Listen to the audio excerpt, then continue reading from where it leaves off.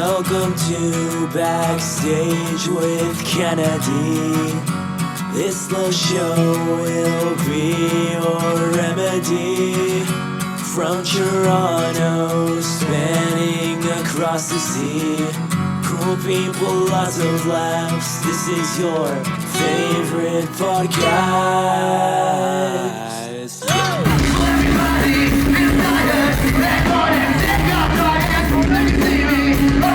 Hello and welcome. My name is Kennedy from the Backstage with Kennedy podcast. I mean, this podcast has really gone crazy over the years. You know, it started off just me on Zoom calls, and now I'm being able to meet these people that I did these Zoom calls with in person.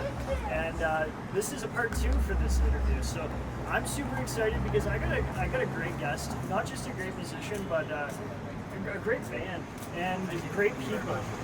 So I'm super amped to have Napoleon on the podcast today. How you boys doing tonight? We are doing fucking splendidly, my man. Yeah, I'm amped for you guys. Like, this is huge. You sold out the Velvet tonight. Thank you. That's a big mark in Napoleon history right there. It really is. Thank you very much, And, my man. yeah, Huge no day for worries, us. man. No worries. It's super, super exciting. So, what really got you guys to decide, you know what, we're going to do a tour now?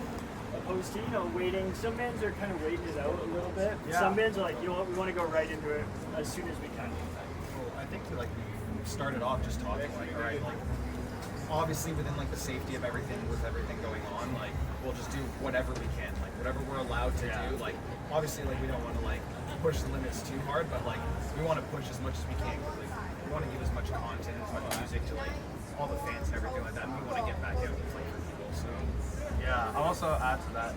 We also had booked like a bunch of tours in between, right? Yeah. So like there were a lot of shows that we had that never even got announced that ended up getting canceled. So that was like a huge fucking bummer for us. And you know, if you were following us before, you know, COVID happened, summer 2020 was supposed to be a lot of touring for us. So we were kind of left in an awkward place. Where it's like, well, we want to do this, but we can't.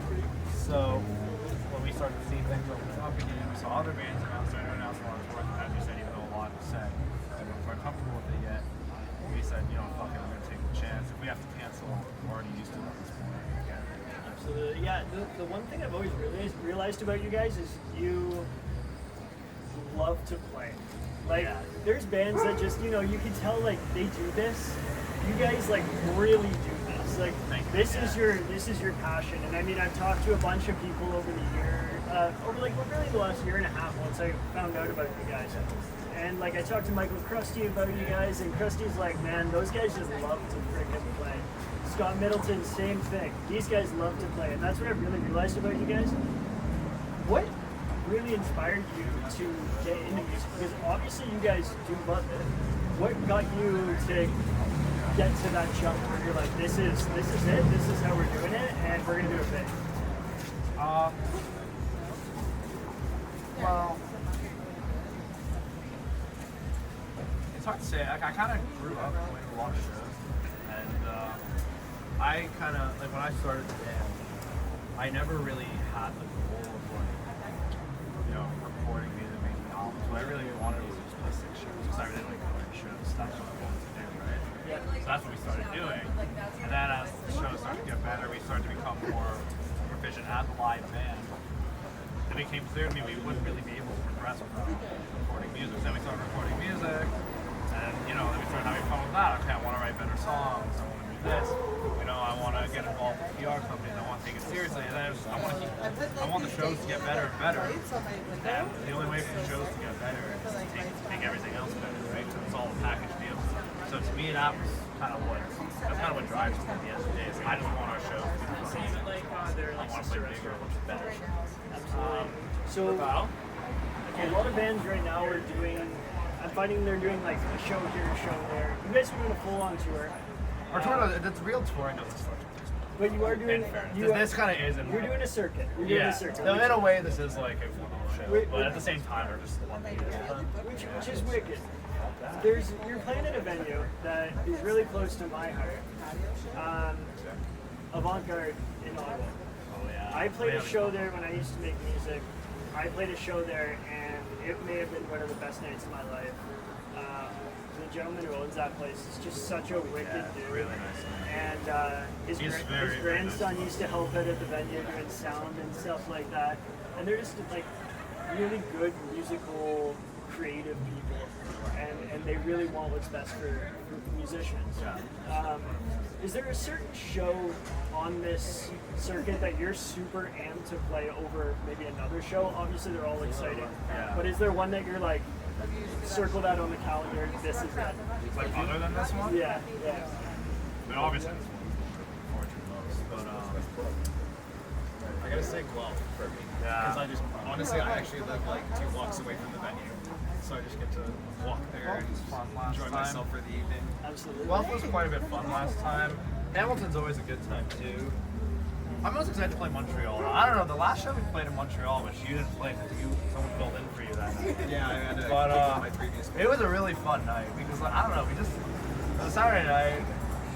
Me and Nathan were really drunk after. We had a really fun time. I remember, I shouldn't tell the story. I remember we go to this McDonald's drive-thru. So what we ended up doing is, after the show in Montreal, we drove back to Ottawa and slept at my cousin's house.